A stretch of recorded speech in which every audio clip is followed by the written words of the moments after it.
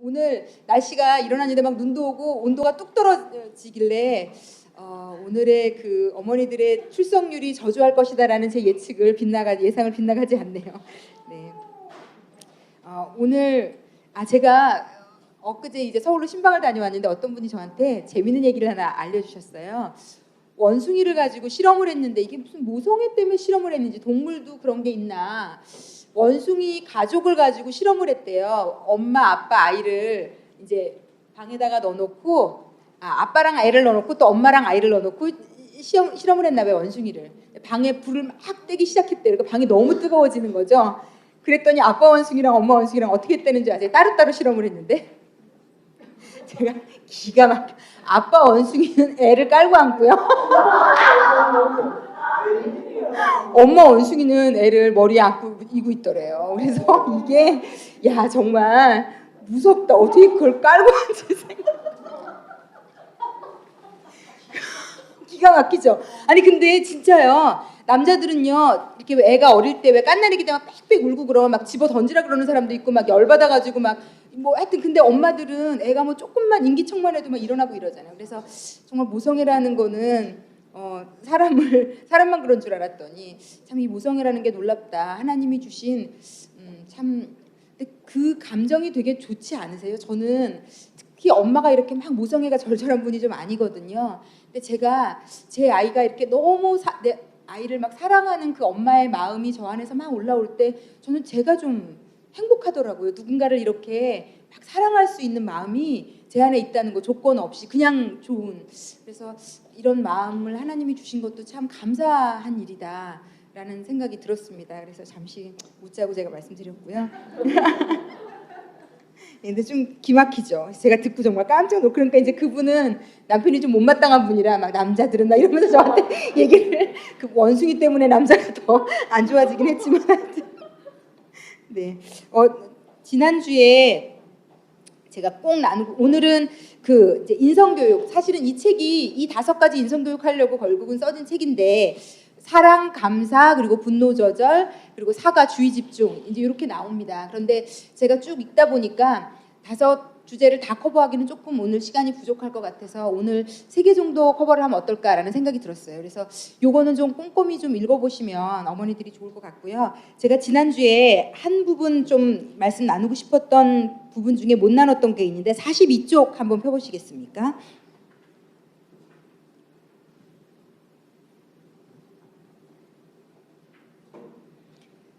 (42쪽에) 보면 A 플러스 I라는 제목이 있습니다. 여기 밑에 제가 좀 읽어볼게요. 당신의 아이가 학교에서 받는 최고 점수는 무엇인가? 성적표가 A 플러스로 가득한가? 학업 성취도는 가치 있는 목표이긴 하나 아이의 성적표보다 더 중요한 것이 있다. 바로 아이가 어떠한 사람이 될 것인가이다. 전 과목에서 A 플러스를 받는 아이보다는 강한 도덕적 인성을 갖춘 아이가 성인이 되었을 때 성공할 가능성이 높다. 정말 중요한 가치라고 저는 생각해요. 제가 예수를 믿어가면서 결국은 하나님이 우리에게 가르쳐주고 싶은 것도 이 부분인 것 같아요. 사람이 인격적으로 도덕적으로 정말 괜찮은 사람이 되면요. 아까 우리가 찬양에서도 사실 그 찬양도 결국은 우리의 인격적 모습 하나님이 원하시는 그런 사람이 될 수 있다면 결국은요 행복하게 살아갈 수 있는 것 같아요. 제가 많은 분들을 보면 왜 더 가졌는데 저분은 안 행복하지? 이런 분들을 봐요. 그리고 어떤 분들을 보면 덜 가졌는데 너무 행복해요. 그래서 이런 것들은 누구도 줄 수 있는 것이 아닌데 왜 우리는 부모로서 아이가 성공해야 행복할 거라고 돈이 많아야 행복할 거라고 우리도 착각하고 있는 이게 약간 신기루 같은 것 같아요. 사실은 내가 못 가졌으면 더 그런 생각을 하는 것 같은데 결국은 우리가 아이들에게 최선을 다해서 인격적으로 건강한 모습의 아이로 키울 수만 있다면 제가 볼 때 이 아이가 세상에서 넉넉하게 잘 어떤 일을 해도 잘 책임을 지며 살아갈 수 있게 되는 것이 아닌가라는 생각이 듭니다. 그래서 이 책에서 또 얘기하고 있는 것은 인성에 대한 지도가 너무 중요하다는 거고요. 이 중간쯤 밑에 보면 미덕이란 높은 도덕적 기준을 보여주는 행동으로 책임감, 동정심, 끈기, 믿음 등을 말한다. 자녀의 마음과 머리에 다운받을 수 있는 미덕의 앱은 없다. 아이들은 그들의 부모가 무엇이 옳고 그른지에 대해 말하는 것을 듣고 배우며 미덕을 익혀 나간다. 예, 그러면서 이 책이 결국은 얘기하고 싶은 가장 큰 전제가 하나 있습니다. 이게 저희들에게 사실 굉장히 부담스러운 제목인데 결국은요, 아이들이 사랑에 대한 기술을 배울 수 있어야 되고, 그러니까 사랑을 표현할 줄 돼야 되고, 감사를 표현할 줄 알아야 되고, 분노라는 걸 조절할 줄 알아야 되고, 사과할 줄 아는 아이가 돼야 되고, 주의 집중을 기울일 수 있는 아이가 되어야 된다는 건데, 이 5가지는 우리 부모가 가르쳐줘야 되는 거라고 얘기를 하더라고요. 아이가 저절로 아는 아이는 아무도 없다. 특히 감사라는 것을 느끼고 표현하는 것은 부모가 가르쳐주지 않으면 저절로 아이가 막 감사를 말하고 감사하고 이런 아이는 하나도 없다는 겁니다. 그러므로 내 아이가 감사를 말하고 있지 않다면, 사랑을 나눠줄 줄 모르는 아이라면, 그리고 사과할 줄 모르는 아이라면, 이거는요, 이 책이 말하는 것은 100% 부모가 안 가르쳐줬기 때문이다 라고 얘기합니다. 그래서 결국은 1차적으로 우리가 먼저 배워야 되겠더라고요. 제가 보니까 우리가 먼저 감사하는 사람이 되고, 사랑을 나눌 줄 아는 사람이 되고, 사과할 줄 아는 사람이 되고, 부모가 하면 아이들도 하더라고요. 이게 정말 놀라운 거예요. 제가 지난번에도 말씀드렸지만 너무 자상하고 너무 괜찮은, 이제 이번에 토요일에 결혼하는 남자 청년이 있는데 정말 자상하고 여자한테 또 그렇게 잘하더라고요. 정말 같은 여자로서 부러울 만큼. 그런데 이 아이는 어떻게 이렇게 자상하고 부인을 배려하고 어떻게 이렇게 여자한테 잘할까? 그런데 뭐 길게 갈 것도 없더라고요. 이제는 거의 저는 답이 나오거든요. 아버지가 그런 분이세요. 아버지가 너무 어머니를 사랑하고 존중하고 배려하고 이해심이 많은 분이세요. 그러니까 평생 이 아이는 보고 자란 거예요. 우리가 아이에게 자꾸 잔소리를 하지만요, 제가 지금 어머니 학교 사역을 하면서 느끼는 건데요, 엄마가 변한 만큼 아이도 변합니다. 우리가 아무리 잔소리를 해도 내가 그러한 사람이 아니면 아이는 그러한 사람이 되지 않아요. 아무리 소리 지르고 윽박 지르고 때리고 벌 주고 훈계하고 난리를 쳐도요, 엄마가 그러한 사람이기만 하면, 정말 엄마가 그런 말을 하는 사람이기만 하면 아이는 그렇게 말하는 사람이 돼요. 아이를 윽박 지르고 말로 가리키려고 하지 마세요. 절대 윽박 지르고 말로 가리키는 것은 효과가 없어요. 오히려 더 안 좋은 효과를 일으키고요. 심지어는 엄마가 너무 많이 얘기하는 것은 더 하기 싫어합니다, 아이들은. 그러니까 아이들은 그럼 어떻게 해야 되냐? 내가 그런 사람이면 돼요. 그냥 긍정적인 말 해라. 이렇게 해라 저렇게 해라 할 필요 없이 엄마가 긍정적인 말을 하고 감사하고, 엄마가 그런 사람이면 정말 한번 주의 깊게 살펴보세요. 아이가 되게 친절하고 감사가 넘치고 포용력이 있고 주의 집중을 잘하는 아이는요, 그 부모를 보면 거의 10중 8구 부모가 그러해요. 되게 밝은 사람이고 감사할 줄 아는 사람이고 인격적으로 좋은 사람이에요. 우리 부모들이 하나 정확하게 가슴에 새겨야 할 것은요, 인간은요 오감으로 본능적으로 다른 사람의 것을 느끼는 존재이기 때문에 어려워요. 내가 전혀 하지 않는 것을 아무리 아이에게 가르쳐도요, 절대로 전달되지 않아요. 이게 무서운 겁니다. 인간은 그러해요. 동물은 조련하고 훈련할 수 있어요. 먹을 것 줘가면서 막 줬다 뺏었다 해가면서 손 막 이러면서 동물은 조련이라는 걸 할 수가 있어요. 그런데 왜 인간은 키우기 어려운 줄 아세요? 인간은 키우기가 너무 어려워요. 왜 어려운가 하면 내가 그러한 사람이 된 만큼만 키울 수 있기 때문에 어려워요. 예.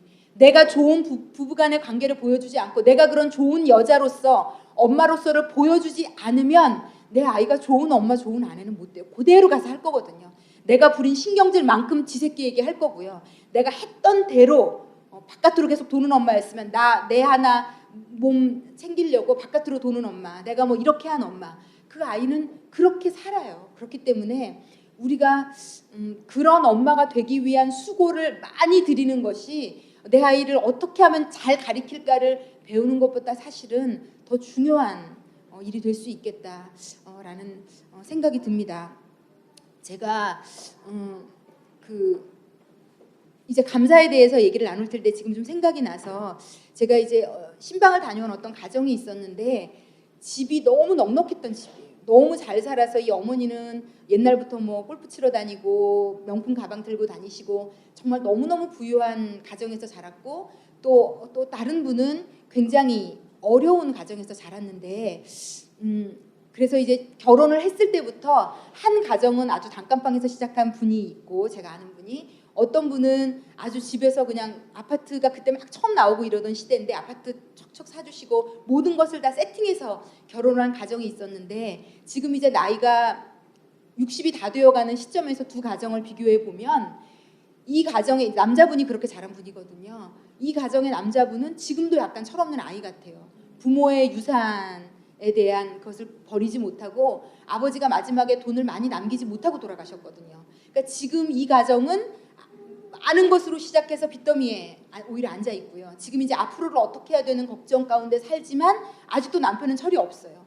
왜냐하면 한 번도 어떤 본인이 감사하면서 있는 것을 아껴 써야 되겠다고 생각하면서 이렇게 크지 않았기 때문에 오히려 되게 철없는 이제 60이 넘은 모습으로 남아 계시고 오히려 다른 쪽은 하나님께서 열심히 노력하고 수고하게 하셔서 계속 모으고 아끼고 이러면서 살았기 때문에 지금은 오히려 더 넉넉해진 시작점은 완전히 틀렸는데요. 지금 끝을 향해 가는 이 시점에 있어서 두 가정은 완전히 다르더라고요.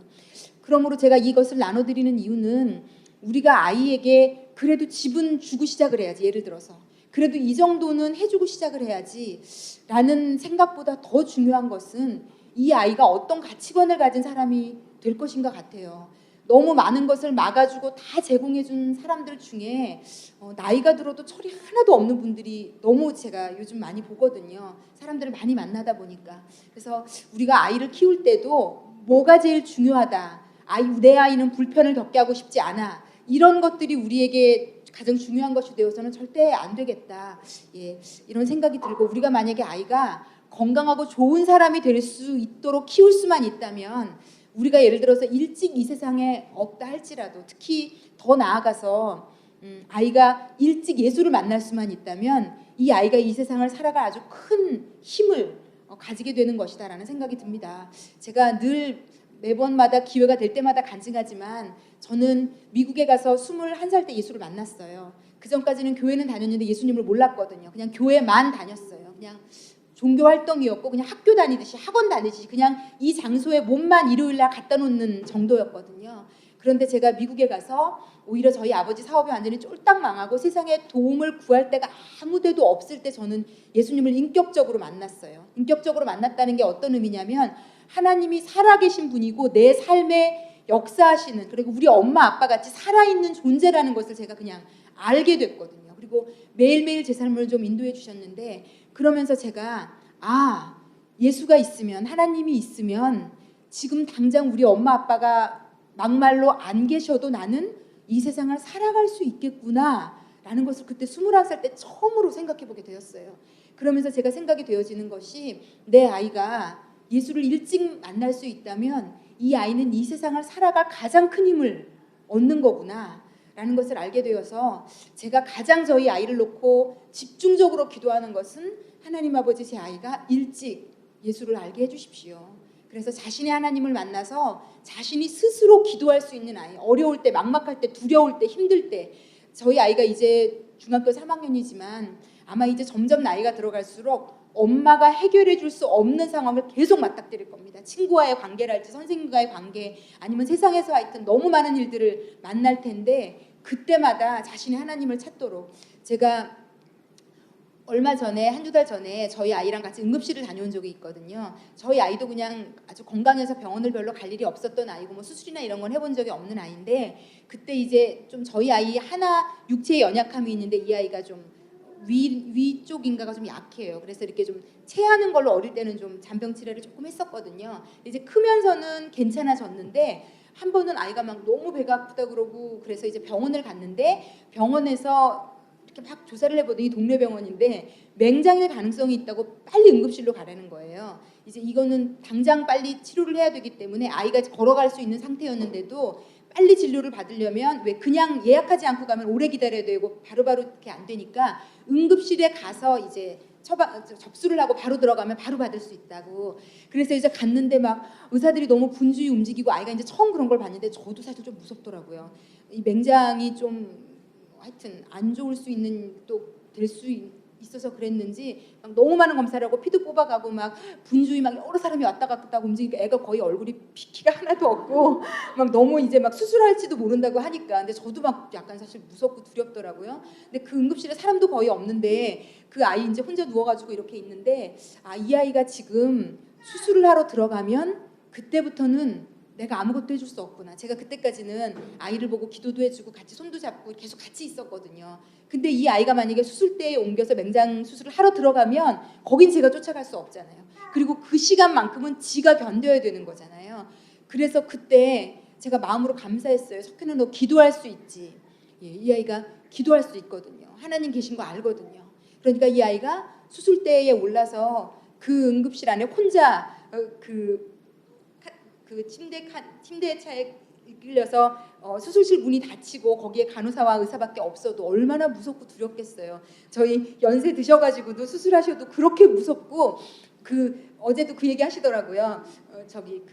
딱 누워가지고 수술실까지 이동하는데 그 형광등이 쫙 있잖아요. 누워가지고 이렇게 그때의 그 심정 왜 드라마 같은 데서 나오잖아요. 그 누워있는 심정이 굉장히 무서울 것 같아요. 그러면서 그땐 뒤에 가족들이 따라오기라도 하지만 왜 수술실 그 문을 딱 넘는 순간 가족들은 못 들어오고 간호사하고 의사만 딱 들어가는데 왜 그때는 평소에 입는 옷을 입지 않고 왜 초록색 거기에다 다 가리고 완전히 그런 사람들이 왔다 갔다 하고 얘기를 하시는데 막 그 수술 칼 놓는 소리 막 그 차가운 그 쇠들 움직이는 소리 금속 움직이는 소리 막 그러면서 막 사람들이 바삐 움직이고 막 하는 그 느낌 자체가 얼마나 압도가 되고 위협을 주는지 그렇게 두렵고 무섭더라고 얘기하시더라고요. 그런데 그런 시간들이 우리 인생에 조금씩 있거든요. 근데 그럴 때 그 아이가 누군가 나와 함께 하시는 분이 있다는 걸 아는 것은요. 정말 세상을 다 어떻게 말할 수 없는 그래서 참 그때도 그런데 이제 그렇게 난리를 치고 한 3시간, 4시간, 5시간 동안 막 검사하고 난리를 치고 막 위급하게 움직이고 이러더니 괜찮습니다. 이래가지고 나왔거든요. 괜찮습니다. 나가서 죽을 사맥이시죠? 막 그러면서 둘이 나와가지고 정말 석현아 하나님께 너무 감사하지 않니? 막 이러고 둘이 나와가지고 하나님께 너무 감사하면서 막 죽을 먹으면서 막 애가 막 너무 좋아하는 거예요. 너무 혹시 수술하러 갈 수도 있겠다 생각했다가 풀려나니까 너무 좋아하는데 저는 그 시간이 좀 그래도 많은 것을 생각해 볼 수 있는 시간이었어요. 이 아이가 이제 16살이 되어서 자기의 하나님을 그래도 알고 본인이 기도할 수 있다는 게 얼마나 큰 힘이 될까. 그래서 결국은 네, 여러분들의 자녀들이 일찍 예수를 만날 수 있다면 여러분들이 줄 수 없는 큰 힘을 갖게 되는 것이다 라고 알려드리고 싶고 저희가 오늘 이 사랑이나 감사나 분노 조절을 같이 나누겠지만 결국은 여러분 우리 아이들이 이것을 잘하는 아이로 크는 것은요 내가 잘하는 사람이 되는 겁니다. 그래서 오늘은 그 부분이 좀 여러분의 영혼에 있었으면 좋겠어요. 가서 아이들을 막 또 이런 것들을 하나 배우는 것이 엄마의 잔소리를 더 늘려가지고 엄마가 이상하게 목요일마다 갔다 오면 또 잔소리를 하네 이렇게 되면 이것은 우리 아이들에게 아무런 유익이 되지 않을 수 있잖아요. 그래서 우리 엄마가 목요일에 어딘가를 갔다 오면 왠지 나를 따뜻한 눈으로 바라보고 나에게 사랑을 주고 엄마가 달라지는 것을 아이가 그래도 좀 느낄 수 있었으면 좋겠다. 그것이 제 소원이고 좀 바람이기도 합니다. 우리 사랑에 대해서 먼저 좀 나누도록 하겠습니다. 그런데 왜 제일 먼저 사랑이 여러분 나오냐면요. 부모라는 존재가 아이에게 어떤 사랑을 줬느냐가 아이를 결정해요.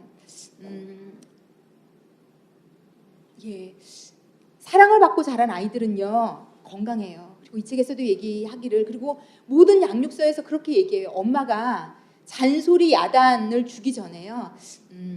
가리키는 것은요. 사랑을 줬을 때 아이의 마음에 들어오기 시작해요. 그러니까 역으로 엄마가 사랑은 잘 주지 않는데 자꾸 가리키잖아요. 그러면 하나도 입력되지 않아요. 너 왜 엄마가 얘기하는데 너 엄마가 몇 번 얘기해? 하나도 들어가지 않아요. 몇 번 더 얘기할수록 안 들어갑니다. 그래서 아이가 얘기하는데 똑같은 실수를 반복하거든 그 타이밍을 한번 내려놓고 생각해 보셔야 돼요. 내가 사랑을 주고 있는지. 사랑을 받지 않은 아이는 엄마의 말을 들을 수 없어요. 일부러 듣지 않는 게 아니에요, 여러분. 일부러 안 하는 게 아니에요. 여러분 역으로 한번 생각해 보세요. 남편이 나에게 사랑은 하나도 안 주는데 아내로서의 의무만을 주장할 때 여기 그것을 하나라도 들을 뿐 아무도 없습니다. 왜 나만 해야 돼? 너는. 우리가 따지지. 남편이 근데 이거 하나 못해서 내가 이거 하나 부탁하잖아. 근데 너는 왜 하는 게 없니? 하나도 먹히지 않아요.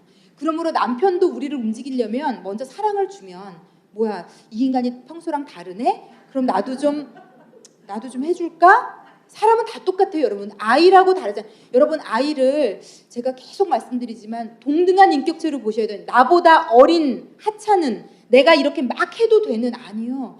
나와 아이는요 동등한 인격체예요. 똑같은 감정, 똑같은 사고, 똑같은 생각을 다 해요. 그렇기 때문에 아이가 어려운 거예요. 얘가 다 느끼거든요. 왜 우리 엄마가 나한테 지금 소리 지르지? 왜 우리 엄마가 나한테 좋은 말로 가르쳐도 되는데 왜 인상 쓰며 말하지? 이거를 아이는 다 느끼기 때문에 어려운 겁니다. 왜냐하면 그걸 느끼면 마음 문이 닫혀요. 그러면 아무리 내가 옳은 소리, 좋은 소리, 그 아이에게 유익이 되는 소리를 해도 아이에게 들리지 않아요. 들려지지 않아요. 그렇기 때문에 아이를 막 가서 서 있어. 손 들고 서 있어. 너 왜 그래? 너 엄마가 몇 번 얘기했어. 이것은 아이와 나와의 마음의 거리를 더 멀리 가게 하는 역할 외에는 할 수 없어서 그런 상태로 하는 얘기는 더 듣지 않아요. 그러니까 엄마는 더 천불이 나죠. 왜? 애가 더 안 들으니까. 그럴 때는 엄마는 어른이기 때문에 엄마가 멈춰야 돼요. 애는 멈출 수 없어요.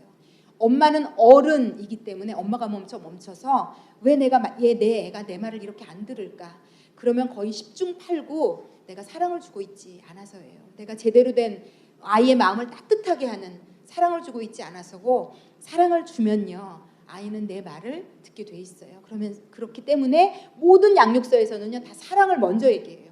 사랑을 먼저 얘기해요. 아이의 마음 문을 여는 첫 들어가는 문을 여는 길이 사랑이기 때문에 그래서 아이들에게 혹시 아이들이 요즘 까칠하고 나랑 힘들다 하시면 이 부분을 점검을 먼저 해보시기를 다른 거를 내가 잘못 가르쳐서 그런가? 아니요. 잘못 가르쳐서가 아니라 마땅히 줘야 될 것을 주지 않았기 때문일 가능성이 아주 크다라는 것을 좀 말씀을 드립니다. 그러면서 이 사랑에 대해서 얘기할 때 되게 재미있는 것은요. 사랑에 대해서 얘기하면서 함께 있는 것이 너무 중요하다라고 얘기해요.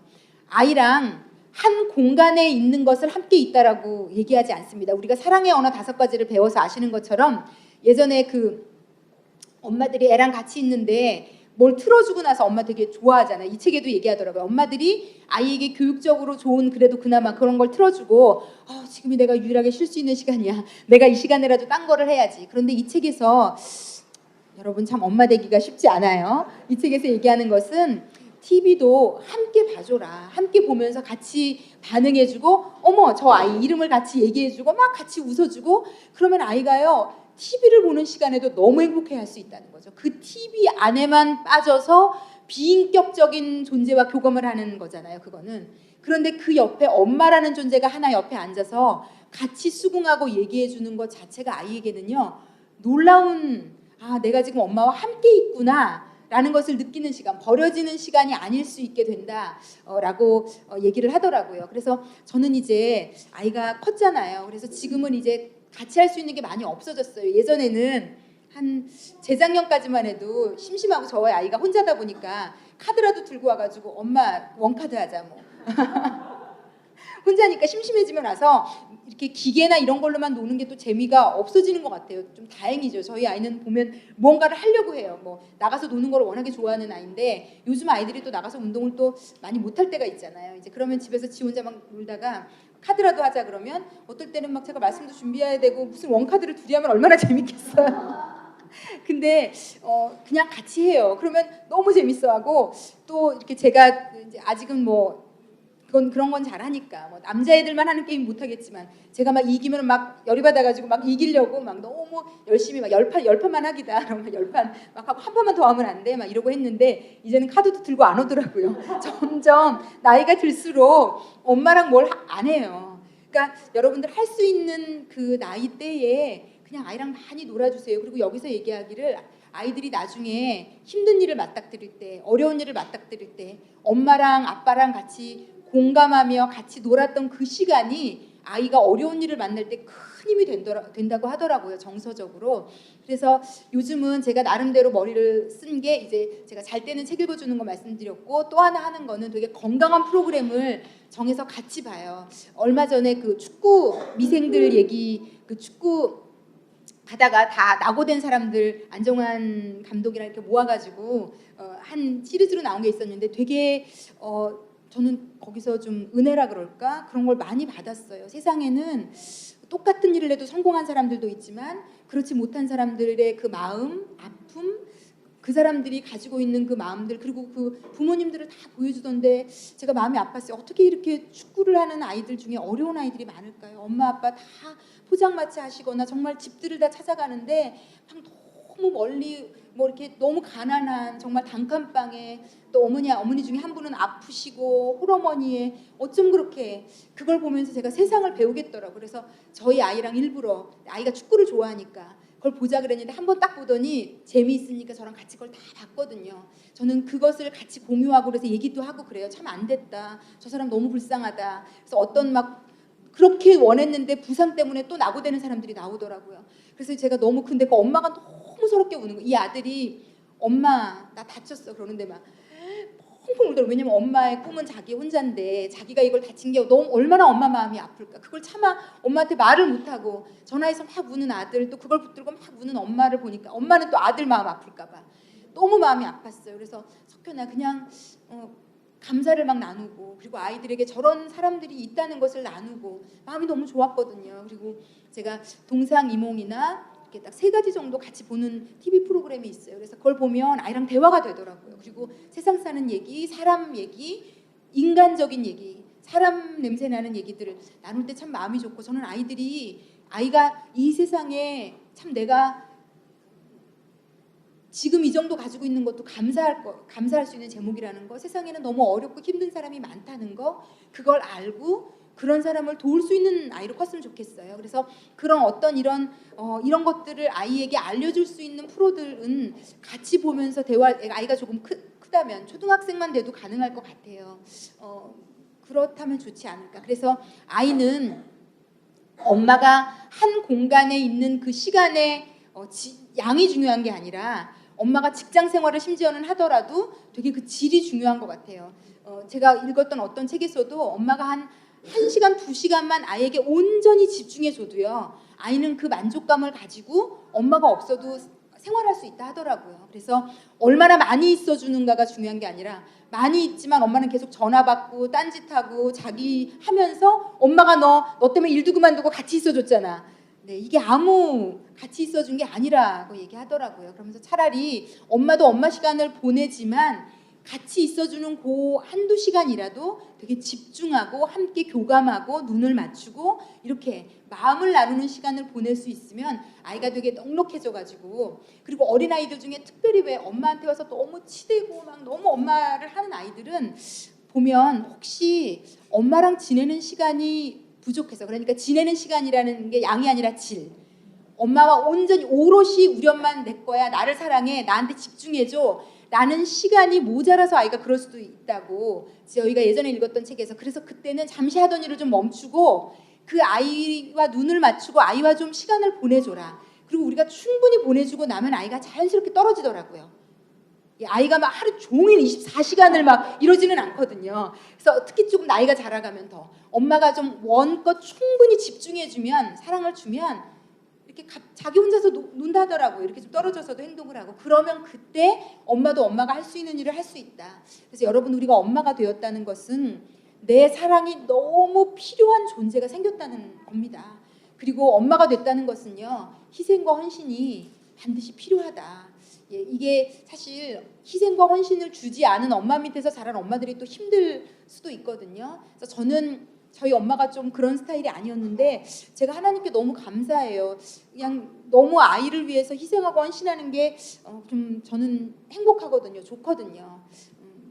근데 요즘은 제가 좀 반성하고 있어요. 요즘 남편에 대한 것을 자꾸 이렇게 하나님이 나누게 교회에서도 막 하게 하시고 제가 똑같은 것도 아이한테 해줄 때는 너무 막 본능적으로 움직이는데 남편은 생각하고 움직이더라고요. 아 그래 잘해줘야지. 아이는 생각하지 않아도 그래 이거 먹고 싶어 막 저걸 하려면 귀찮은데 막 남편과 아이를 향한 제 마음이 다르다는 것을 좀 발견하게 됐고, 그런데 하나님이 남편을 킹이라고 하시니 저도, 그래서 저희 집사님이 남편분에 대해서 우리 킹이 지금 집에 있는데 가봐야 되겠다 자꾸 이렇게 시인하시거든요. 근데 저도 이거를 자꾸 시인하면 그것도 좋겠다. 네, 농담처럼이라도 자꾸 이렇게 얘기하면 하여튼 그러면 좋겠다라는 생각이 듭니다. 하여튼 아이들에게 어떤 사랑을 주는 것, 그리고 엄마가 유일하게 우리 아이들에게 무조건적인 사랑을 줄 수 있는 존재라는 것, 아이들이 이 세상에 나가면 유치원만 가도 다 누구든지 조건적인 사랑을 준다는 것. 그런데 집에서 엄마, 부모만이라도 아이에게 무조건적인 사랑을, 따뜻한 사랑을 줄 수 있으면 이 아이는요, 여러분, 세상에 나가서 싸울 힘이 있어요. 세상에 나가서 싸울 힘이 있어요. 심지어 왕따를 당하는 경우가 생겨도 힘들겠죠. 아프겠죠. 그렇지만 이 아이의 내면 밑바닥 어느 선 밑으로 절대로 떨어지지 않아요. 왜? 그 부어진 엄마의 사랑이 이 아이에게는요, 완충작용이라는 걸 해요. 이 세상과 싸울 때 싸울 수 있는 힘이 있고요. 그리고 남편들이요, 갑자기 또 연결돼서 생각이 되는데, 우리 남편들이요, 아내가 사랑을 주잖아요. 그러면 남자들은 세상에 나가서 싸워서 돈도 벌고 무언가 열심히 일을 해야 되거든요. 우리는 집에 있는 특히 여자들은 사람을 가려 만날 수가 있잖아요. 내가 만나기 싫은 사람은 안 만나면 돼요.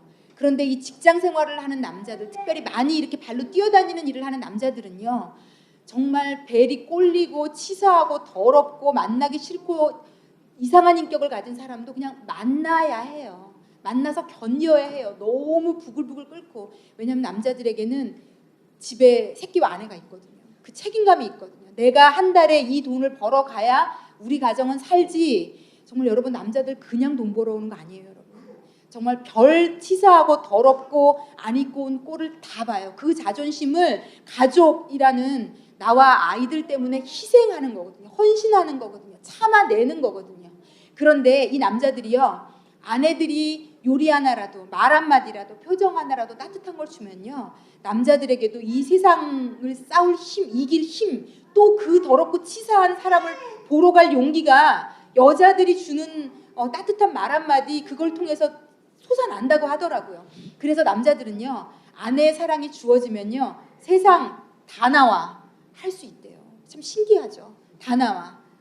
난 무서울 게 없어.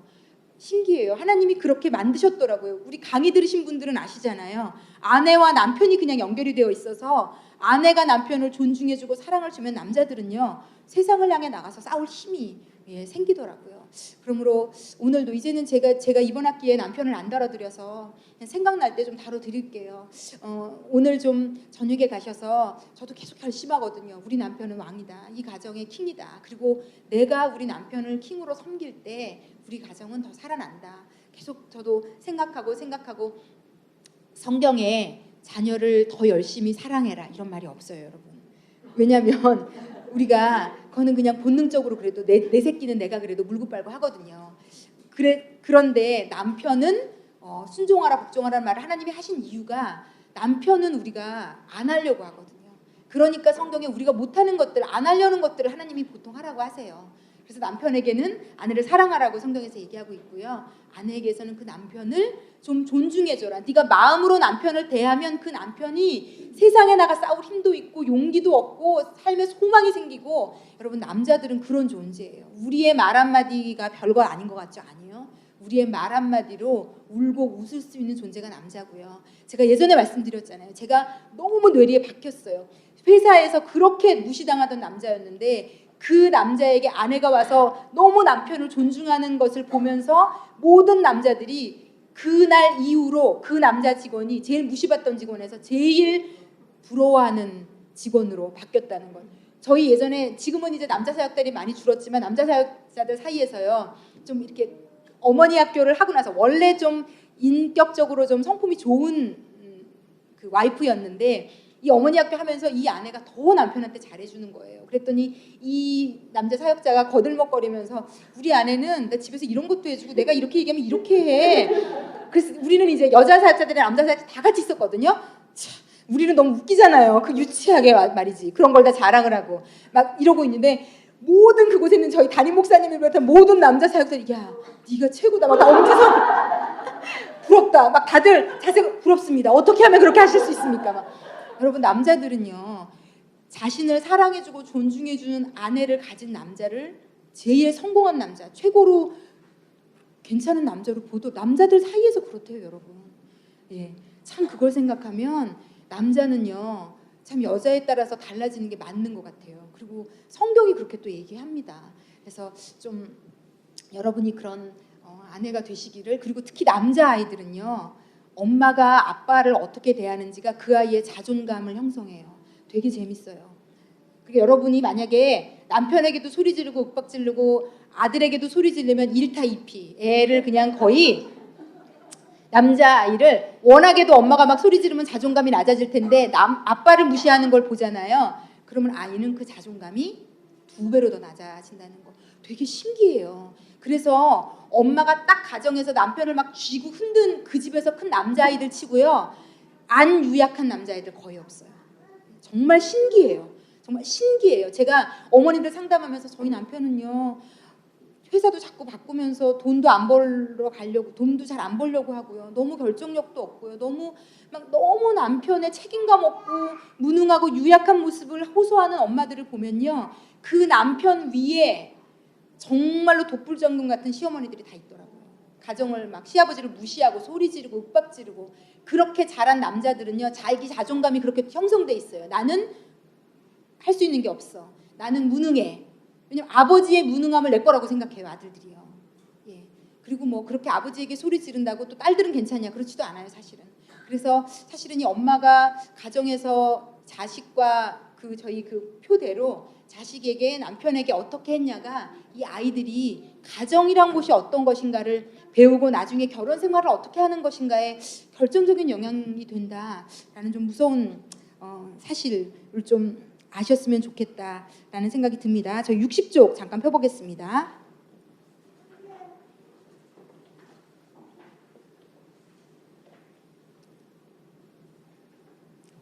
예, 60쪽에 보면 요즘 아이들은요.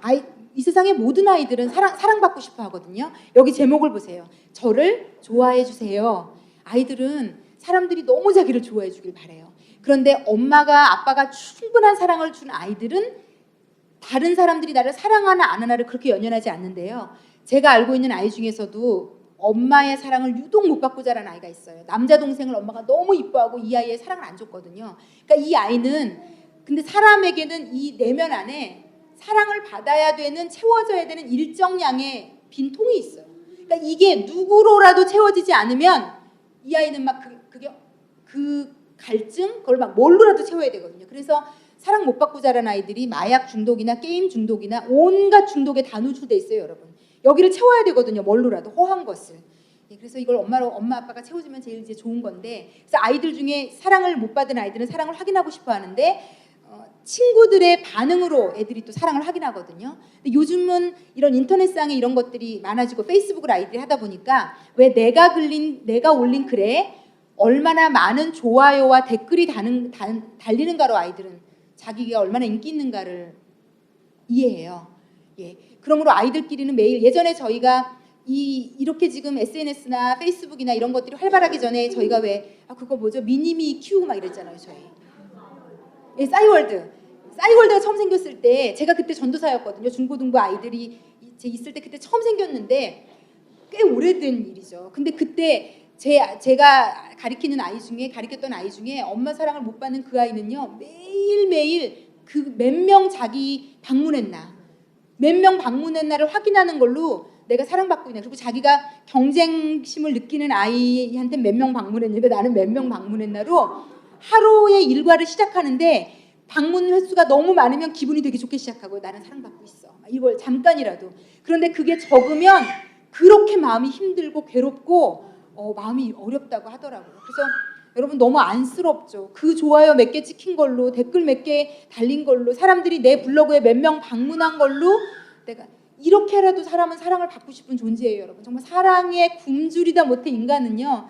예, 그런 존재라는 거. 그래서 제가 여기서 놀란 게 60쪽에 보면 밑에서 둘넷 밑으로요. 아이들이 일곱째 줄 위에 보면 자신을 깎아내리는 댓글, 적은 수의 댓글을 보면 아이들은 아무도 나한테 관심을 갖지 않아 라고 생각할 수 있다. 그렇다는 거예요, 아이들이.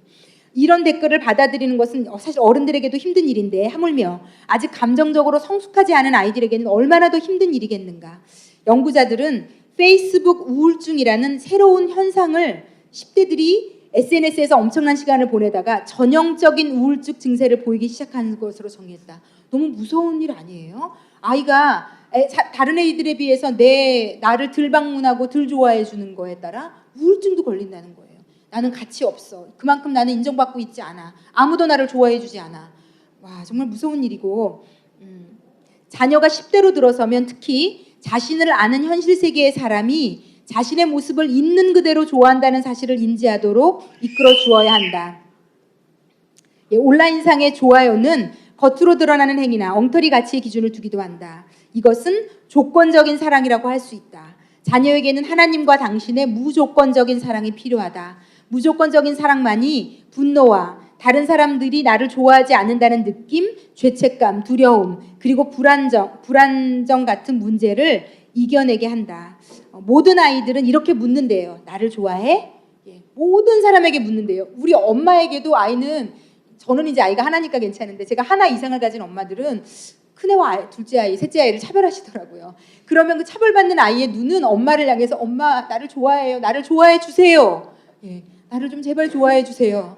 라고 쳐다보고 있다는 거죠. 그래서 그것에 좀 엄마의 사랑을 받고 싶지 않아 하는 아이는 없기 때문에 특히 사랑이 안 가는 아이의 그 눈빛을 좀 읽으셔서 사랑을 좀 표현해 주시면 얼마나 좋을까라고 생각이 들고요. 계속해서 이 사랑에 대해서 얘기하면서 여기 둔감함은 뭐냐면 애들이 스크린에 노출되다 보면 공감하는 능력이 떨어지고 다른 사람들의 아픔이나 이런 거에 대해서 되게 둔감해지고 좀 되게 모질고 냉정한 아이들로 커서 지난번에 저희가 어벤져스에서 964명이 죽었다. 애들 아무렇지도 않고 사람들이 죽고 어떻게 되고 고통을 느끼고 적어도 우리의 아이들이 누군가 아프다라면 자신도 마음 아파할 수 있는 아이로 키워야 되지 않겠는가.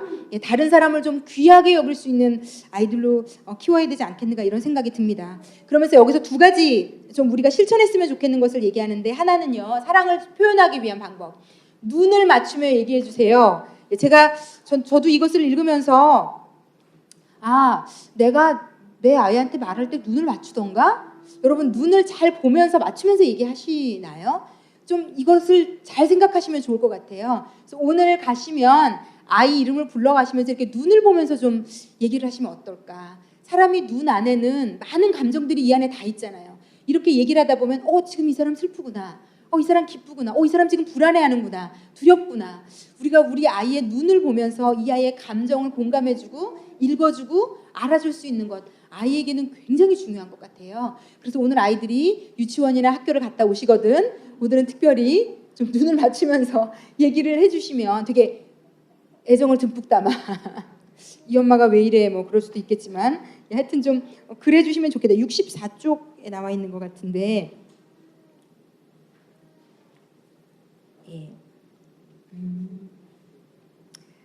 그리고 아이들에게 이렇게 가르치면 좋다는 거거든요. 64쪽에 작은 글 얘와 제가 읽어볼게요. 밑에서 두 번째 줄. 젊은이들을 보며 알게 된 사실은 그들이 눈 맞춤을 별로 하지 않는다는 거예요. 심지어 상점에서 무엇을 살 때조차도 계산대 직원은 나를 쳐다보지도 않고 일을 다 처리하지요. 나는 이것이 스크린 중심의 관계에서 나온 현상이라고 생각해요. 그래서 나와 내 남편은 의도적으로 아이들에게 다른 사람들과 눈 맞춤을 하라고 가르쳐요. 그리고 그들이 몸짓과 표정으로는 무엇을 말하는지 관찰하고 누가 무언가 물어보면 반드시 대답을 하라고 가르쳐요. 눈 맞춤을 하는 것은 일반적으로 갖추어야 할 예의였다. 서로의 눈을 쳐다보면 두 사람 사이에 무언가가 생기게 된다. 서로 눈을 맞추는 부모와 아이는 가장 깊은 의사소통을 경험한다. 그러므로 우리가 눈을 맞추고 일반적으로도 사람들과 좀 생각해 볼 일인 것 같아요. 제가 무의식적으로 늘 행동해서 제가 얼마나 많은 사람들과 눈을 맞추며 얘기하는지 모르지만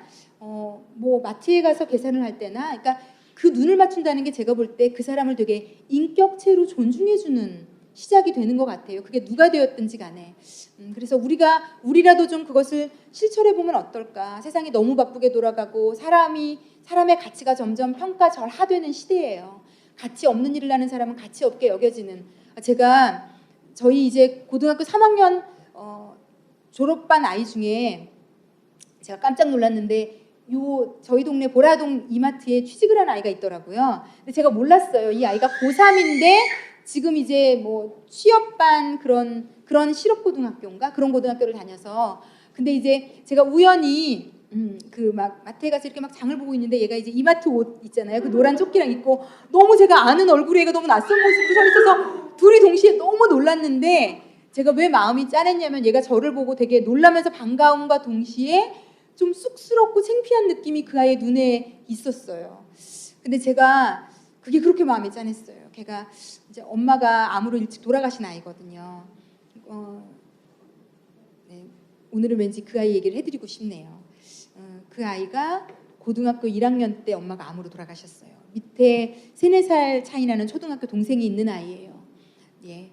그런데 이 아이 엄마가 예수를 되게 잘 믿었던 분인가 봐요. 근데 이 아이가 저희 교회가 이 아이 집에서 가까운가 봐요. 이 아이가 저희 교회를 처음 어떻게 나오게 됐냐면 엄마가 너무 보고 싶은 거예요. 이 아이가 중3 때인가 고1 때인가 돌아가셨는데 얼마나 엄마가 생각이 나겠어요. 이게 아버지와는 또 비교도 안 될 거라고 생각해요. 엄마라는 존재는.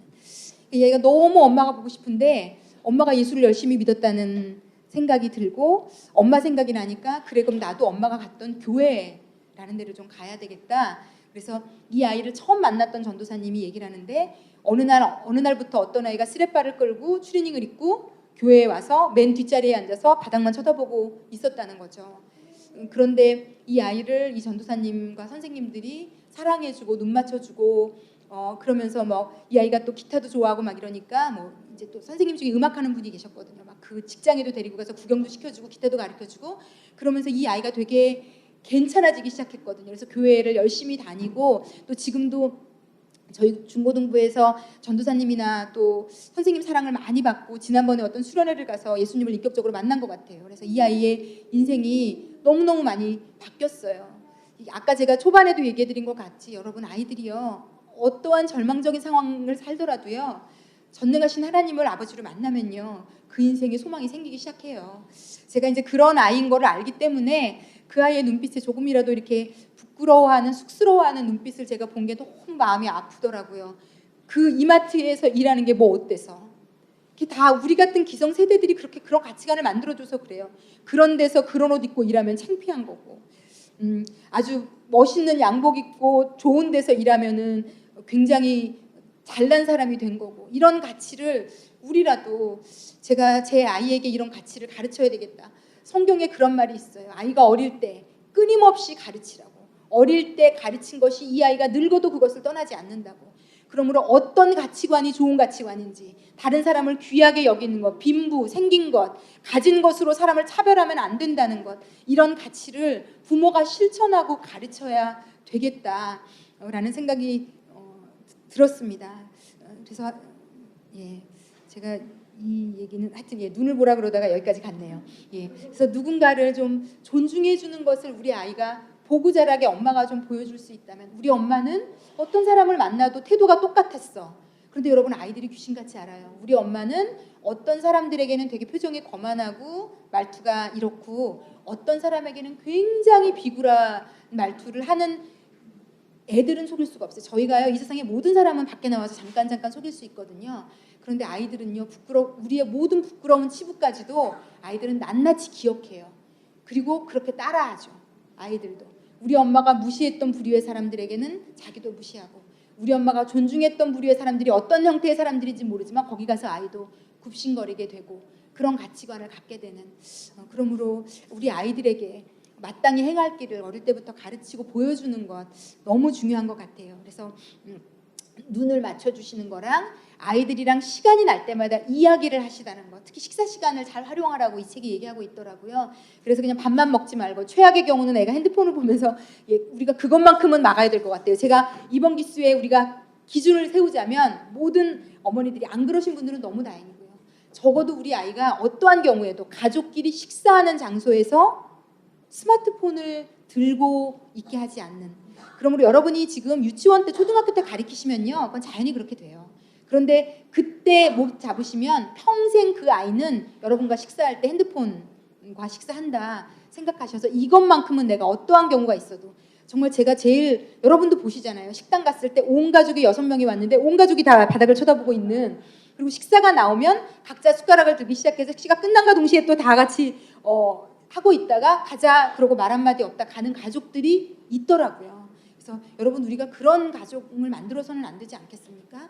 그래서 지금부터 우리가 그런 가치관, 생각, 목표 이런 것들을 막 미리 세워서 아이들에게 가르치면 좋을 것 같다. 그리고 감사로 좀 넘어가 보겠습니다. 71쪽입니다. 71쪽입니다. 감사. 71쪽에 그 파란색 쪽을 좀 보시면요. 71쪽 옆에 70쪽이겠죠. 페이지는 안 나와 있지만 여기에 이렇게 되어 있어요. 감사를 느낄 줄 아는 것은 타고나는 능력이 아니다. 그것은 우리 자신이 배워 자녀에게 가르쳐야 하는 것이다. 아이들은 우리가 가르치지 않으면 감사라는 것을 모르고 당연하다고 생각한대요. 그래서 여기는 애들이 갖고 싶은 거 다 사주지 마라. 아이들이 우리가 사주는 것 하나하나를 다 감사할 줄 알게 키워야 된다. 엄마니까 당연하지, 부모니까 당연하지, 다른 애들도 다 사주는데 당연하지. 아니요. 여기 이 책에서 제가 깜짝 놀란 것, 아이가 우리에게 마땅히 받아야 될 것 중 하나는 사랑. 이거는 마땅히 받아야 될 건데요. 그것 이외의 모든 것은요, 마땅히 받아야 될 것이 아니라는 거죠. 아이가 우리에게 받을 때 감사할 줄 알아야 된다는 거죠. 옷 하나, 먹여주는 것 하나, 우리가 수고하는 것 하나, 우리 엄마의 수고 희생이 당연해. 내가 이렇게 해도 돼. 우리 엄마는 저렇게 희생해도 돼. 라고 키우면 안 된다는 거죠. 아이가 엄마의 희생, 헌신을 감사할 줄 아는 사람으로 키워야 된다는 거고, 그러기 위해서 엄마들이요, 입술에 감사를 많이 담으셔야 돼요. 여러분들은 입술에 감사를 얼마나 담고 사십니까? 그 여러분이 감사를 많이 말하고 아이에게도 이렇게 해줘서 고마워. 아이가 뭘 하나를 엄마를 도와줄 때, 뭘 할 때, 그러면 아이에게 요구하실 때 아이가 수긍해요. 왜냐면 아이들은 백지장 같아서요. 어릴 때 가리키면요 다 듣는다는 거죠. 아이들은요. 그러니까 너도 이렇게 감사하다고 말해라. 밥을 먹고 나면 감사하다고 말해라. 엄마가 무언가를 사주고 나면 감사한 거라고 생각해야 된다. 모든 이 세상에 사는 아이들이 다 이걸 갖지는 않아. 그것을 가리키는 것. 그래서 아이로 하여금 할머니, 할아버지, 주변의 사람들이 무언가를 줄 때 감사를 말하고 표현할 수 있는 아이로 키우는 것 너무 중요한 것 같아요. 그런데 저도 이 어머니 학교라고 마더와이즈를 하면서 특히 저는 예수님을 믿고 나서 말이 다 바뀌었거든요. 왜냐하면 성경에는 수도 없는 구절이 네가 말한 대로 된다라고 얘기해요. 그러므로 입에 뭘 담는가가 너무 중요하다고 성경은 얘기해요. 그래서 우리가 감사, 소망, 희망 이런 것들을 담으면 우리 아이도 그런 아이가 되고, 우리가 부정적인 말을 담으면 그게 내 인생을 쫓아다닌다고까지 얘기해요. 그래서 그걸 제가 대학교 21살 때 알게 됐거든요. 그래서 그때 제가 제일 입에 많이 담았던 말이 죽겠다, 힘들어 죽겠다, 숙제가 너무 많아서 죽겠다, 짜증나 죽겠다, 모든 말 뒤에 죽겠다를 붙였었는데 이래서 내가 더 힘든 걸 수 있겠다는 걸 알게 되었어요. 그래서 그때 이후로 죽겠다를 제가 의지적으로 제가 쓰는 모든 부정적인 말을 다 적어보고 의지적으로 죽겠다는 말을 다 살겠다로 바꿨어요. 처음에 되게 웃기더라고요. 살겠다라고 하려니까. 그런데 죽는 것보다 낫잖아요. 제가 말에 힘이 있고 능력이 있어서 내 인생을 끝까지 쫓아다닌다는 걸 알게 되어서 절대로 이 말이 내 입 밖으로 나갔을 때 내 아이와 내 가정을 해칠 말은 우리가 하면 안 돼요, 여러분. 그 말이 따라다녀요, 우리의 아이와 우리의 가정을. 그래서 죽겠다는 말은 나는 오늘 너무 힘들어서 살겠다, 이렇게 의지적으로 바꿔. 근데 그걸 연습을 하니까요 다 바뀌더라고요. 그래서 지금은 제가 죽겠다는 말이 제 인생에서 완전히 사라졌거든요. 제가 20 몇 살 이후로. 이제 그리고 나서 아마 제가 언제부터 그랬는지 모르겠는데 제가 이 공부를 하면서 보니까 저희 아이가 꼭 감사를 말해요. 제가 예전에도 말씀드렸지만 저희 아이는 제가 간식을 갖다 주거나 밥을 먹고 나면 잘 먹었어, 땡큐, 고마워 이 얘기를 꼭 해요. 그리고 심지어는 어느 날은 그렇게 장난을 치고 싶으면 엄마 오늘은 잘 안 먹었어 이렇게 하고 설거지통에다 그릇을 놓고 가거든요. 그러니까 어떻게 해서라도 밥을 먹고 나면 꼭 인사를 하더라고요. 이 아이가 되게. 요즘은 근데 여러분 문득 여기 보면 감사라는 건 능력이 있어서 내가 누군가에게 그 감사를 표현하면 그 사람에게 기쁨을 주고 생명을 주고 소망을 부여한다고 하더라고요. 감사는 내 입 밖으로 나오는 순간. 그런데 신기하게 제가 이 말씀을 준비하면서 생각해보니까 저희 아이가 엄마 잘 먹었어, 엄마 고마워, 땡큐, 그때마다 되게 위로가 되더라고요. 진짜요. 내가 그 힘들게 밥한 거에 대한 위로가, 보상을 아이가 하는 거라는 생각을 했어요. 그리고 저희 아이는 예전에도 말씀드렸지만 옷을 사주거나 뭐든지 사주면 과자를 하나 사다 줘도 고맙다라고 얘기해요. 엄마 땡큐, 고마워. 그리고 특히 이제 제가 좀 약간 망설이다가 석현아 엄마가 좀 부담은 되지만 사주는 거야 라고 마지막에 꼭 얘기해줘요. 그걸 뭐 얘기 안 할 이유가 없다고 생각해요. 사랑하는 마음으로. 그렇지만 엄마 아빠는 이 정도 이상을 사줄 수 없는 게 있다는 거를 알려주는 게 저는 나쁘다고 생각하지 않아서 지난번에도 석현아 오늘 좀 엄마가 할 땐 그래도 이렇게 사주는 거야 그랬더니 정말 그 마음에 너무너무너무 고마운 거죠. 엄마 고마워 이렇게 말하는데 그걸로 눈 녹듯이 잠깐만 이번 달은 그렇게 해서 할부로 이렇게 했으니까 막 이런 모든 마음이 눈 녹듯이 싹 사라지면서 마음이 그냥 좋았어요. 여러분이 감사라는 게 들으면요 얼마나 행복한 줄 아세요? 정말 그러기 위해서는 우리가 자꾸 말하고 아이에게 가르쳐야 된다고 생각해요. 그래서 제가 이제는 이 아이 안에 누구한테 고맙다고 말하는 것이 어느 일정 영역에서는 이제 딱 자리 잡은 것 같아요. 왜냐하면 늘 해요. 언제나 해요. 그런데 그게 건성으로 막 하지는 않는 걸 제가 그건 사람이 느끼잖아요. 아직까지는 그렇게 진심으로 하더라고요. 그리고 할아버지 할머니를 가끔 만나서 외식을 하고 나면 제가 이제 꼭 시키거든요. 감사하라고. 근데 언젠가부터 아이가 딱 그러더라고요. 엄마 나도 알아. 그러니까 얘기를 바로 안 해서 우리 아버님이 안 보실 때 석현아 할아버지한테 감사하다고 말하더니 엄마 알아. 내가 이따 차에 타면 우리끼리만 있을 때 말하려고 일부러 안 한 거야. 이렇게 얘기하더라고요. 그래서 제가 되게 고마웠어요. 그러면서 이제 더 이상은 내가 아이에게 일일이 이럴 때 감사해라 저럴 때 감사해라 이 사람에게 감사해라 하지 않아도 아이가 스스로 할 수 있구나.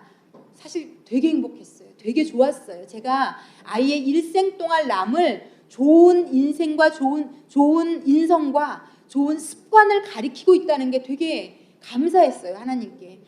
그러고 보니까 여러분 제가 한두 가지 좀 팁을 드리고 싶은데 제가 예전에 저희 아이랑 두 가지를 실천해 본 적이 있어요. 초등학교 때. 한 번은 감사 노트를 작성해서 적어 본 적이 있고요. 또 한 번은 한 몇 달 동안 밤에 잠자기 전에 꼭 아이에게 오늘 감사했던 것 10가지를 채우고 자게 했어요.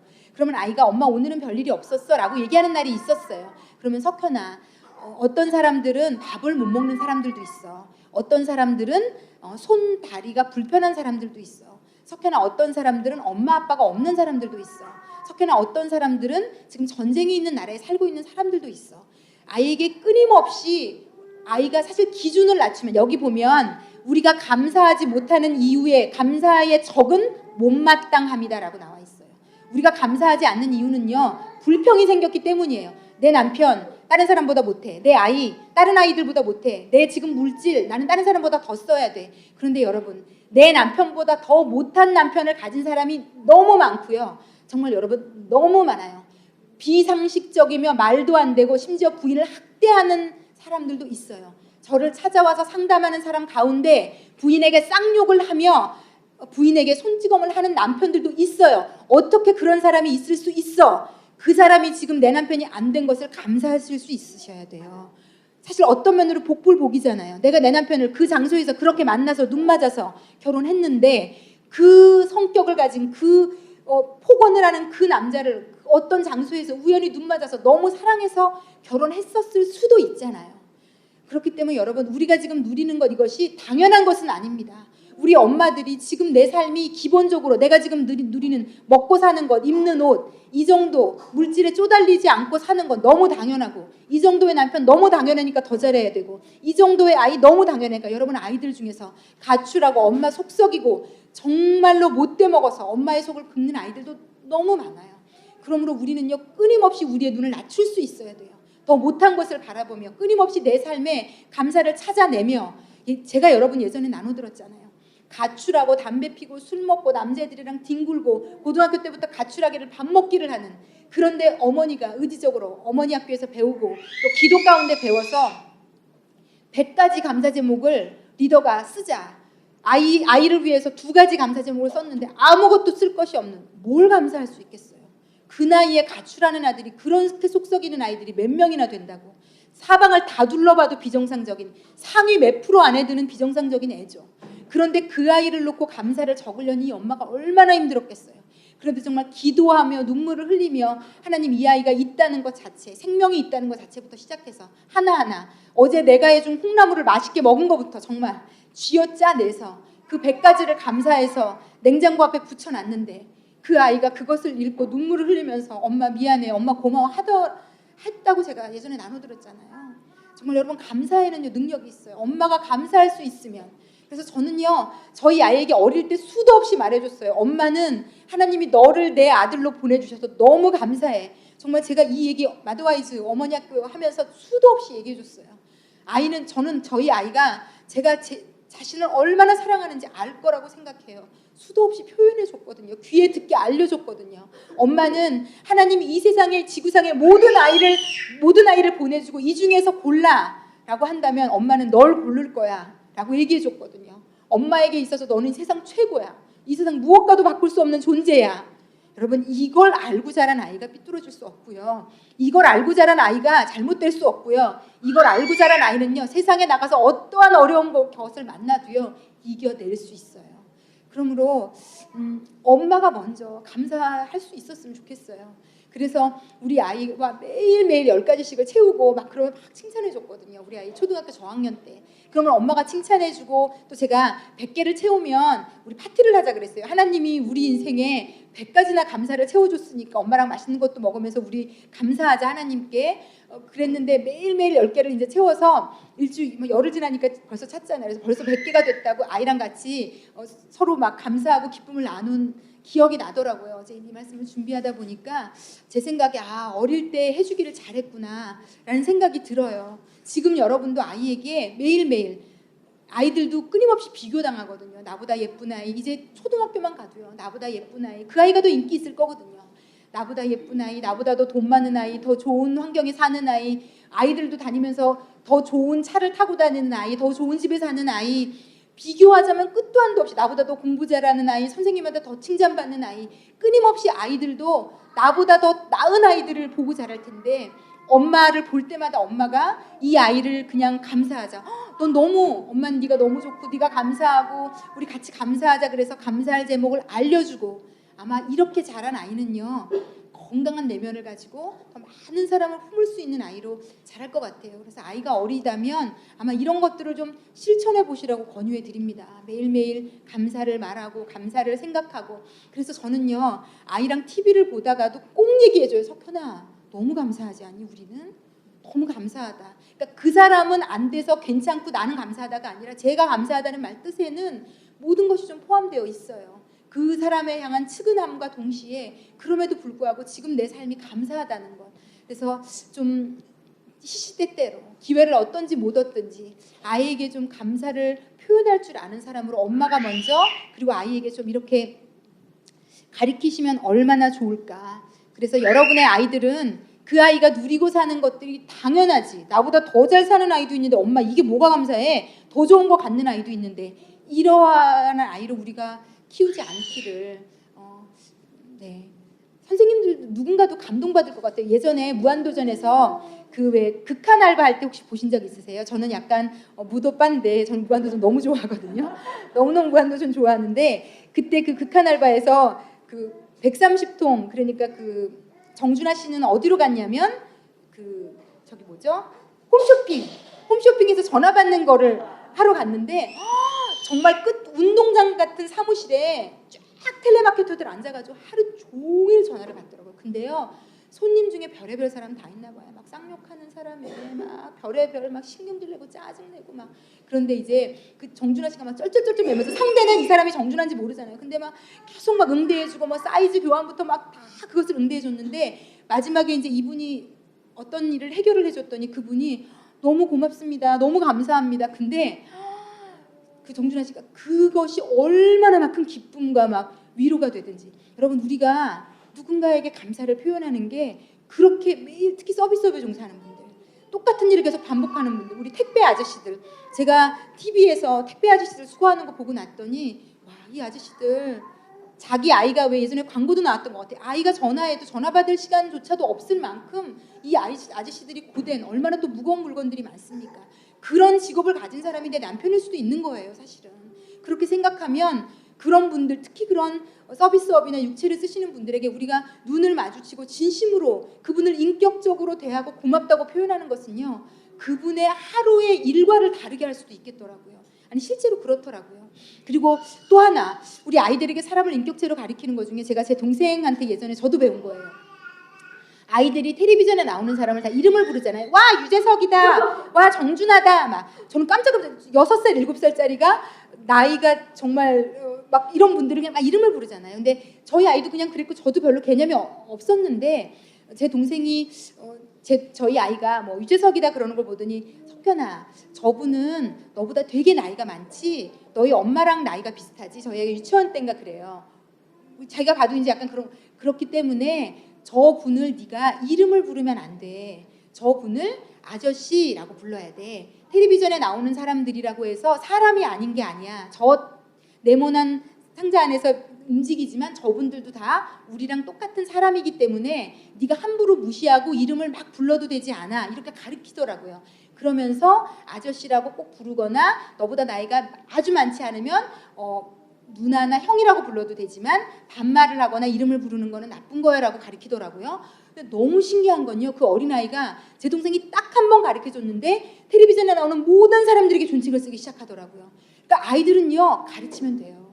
특히 어릴수록에 그때 우리가 방향을 틀어준 대로 자라요. 그래서 지금도 저희 아이는 이제 제 앞에서, 나 친구들끼리는 예를 들어서 쪽팔리니까 반말을 할지도 모르겠어요. 그런데 제 앞에서만큼은 엄마 유재석 아저씨 이랬던데, 뭐 누구 아저씨 봤어? 엄마 그 삼시세끼 사승원 아저씨 봤어? 꼬박꼬박 뒤에다가 그렇게 존칭을 붙이고, 누구도 텔레비전에 나오는 사람이라고 막 이름을 부르지 않는데 제가 그게 그렇게 들을 때마다 좋더라고요. 그래서 저도 약간 저보다 나이 많은 연예인을 이름을 부르지 않게 되더라고요. 그때 제가 되게 저에게 많은 걸 생각하게 했어요. 왜 우리는 TV에 나오는 사람을 그렇게 막대해도 된다고 생각할까? 그러니까 아이들이, 초등학교 아이들, 중학교 아이들이 댓글로 막 쌍욕을 하고 그 연예인들을 가치 없게 생각하고 자기의 분노를 막 거기다가 인터넷상에 풀고 그럴 수 있는 것 같아요. 인격적으로 누군가를 대하는 것을 누구도 함부로 대해서는 안 된다는 것을 우리가 가르쳐주는 것은 되게 소중하고 중요한 일일 것 같아요. 그리고 하나님께서 우리가 그렇게 가르치면 대접을 하는 대로 대접받게 하실 것 같아요. 존중하는 대로. 우리 아이도 누군가에게 아마 존중받게 해주실 겁니다. 그 아이가 존중하는 영역만큼, 범위만큼 우리 아이도 어딘가에 가서 누군가에게 함부로 당함을 대하지 않는 어떤 일을 하더라도, 그래서 우리 엄마들이 실천하는 것들이 아이에게로 전달되고 그 아이가 또 실천하게 되고, 그러면 그 아이를 본 사람들이 또 우리 아이를 통해 선한 영향력을 받을 수 있는, 이왕이면 좀 그런 사람으로 살아가게 우리가 좀 가르치면 얼마나 좋을까. 예, 여러분, 우리 아이가 이 땅에서 어떤 사람으로 살아가는지에 저의 역할이 너무 중요해요. 정말 너무 중요해요. 여러분, 세상에 나가서 진짜 이상한 사람들 많이 보시잖아요. 저 사람 뭐야? 예, 그 사람에게도 부모가 있었을 거거든요. 그런데 부모가 제대로 못 가르치면 나만 불행하지 않아요. 그 주변에 모든 사람이 불행해요.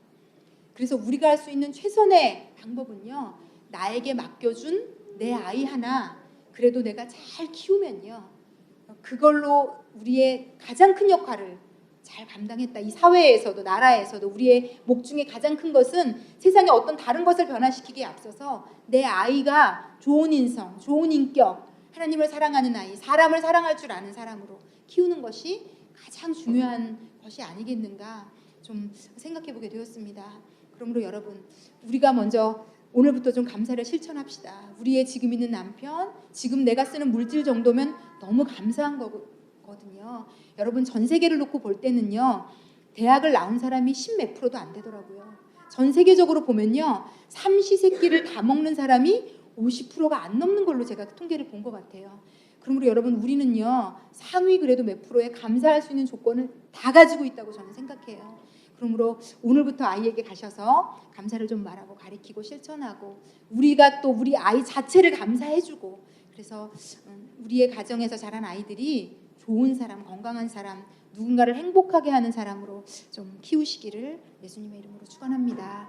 예, 제가 저희 기도하겠습니다. 기도하실 때 하나님, 좀 우리 예수 믿는 어머니들 특히 좀 회개도 하셨으면 좋겠어요. 너무 내 안에 감사가 메말라 있는 것. 못마땅함은 감사의 적인데 사실 우리가 못마땅할 게 뭐가 그렇게 많을까요? 돌아보면 지금도 병상에서 병마랑 싸우는 분들, 먹을 것을 걱정하는 아이들, 정말 너무 다 일일이 말하자면 입이 아플 만큼 여러분 지금 이 시간도 고통과 고난 가운데 있는 수많은 사람들이 있어요. 자신의 육체의 질병과 싸우느라 누군가를 돌볼 여력조차 없는 엄마들도 너무 많고요. 그러므로 하나님 감사가 메말라 버린 나의 영혼을 좀 돌아보시고 하나님 제가 먼저 감사하는 엄마, 사랑을 주는 엄마가 되고 싶습니다. 그리고 우리 아이에게 그 사랑과 감사를 잘 가르쳐서 우리 아이가 그런 아이로 자라도록 도와주십시오. 우리 하나님 앞에 잠시 기도하며 나아가도록 하겠습니다. 사랑하는 하나님 아버지, 왜 우리는 우리의 삶을 감사하지 못하는지 참 생각해 보면 회개가 됩니다.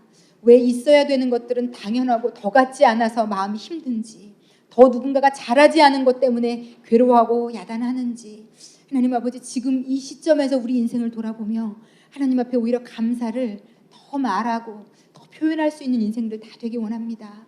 그리고 우리 엄마의 그 감사가 넘치고 넘쳐서 우리 아이들에게 감사를 가르칠 줄 아는, 표현할 줄 아는 아이로 길러낼 수 있도록, 그래서 우리 아이가 가는 곳마다 누군가가 세워지고 누군가가 격려를 받고 누군가가 행복해지는, 누군가의 입가에 미소를 띄우게 만드는 인생을 사는 아이들 될 수 있도록 하나님 우리가 그렇게 키워낼 수 있도록 우리들을 먼저 인도하시고 이끌어 주십시오. 감사를 드리며 예수님의 이름으로 기도했습니다.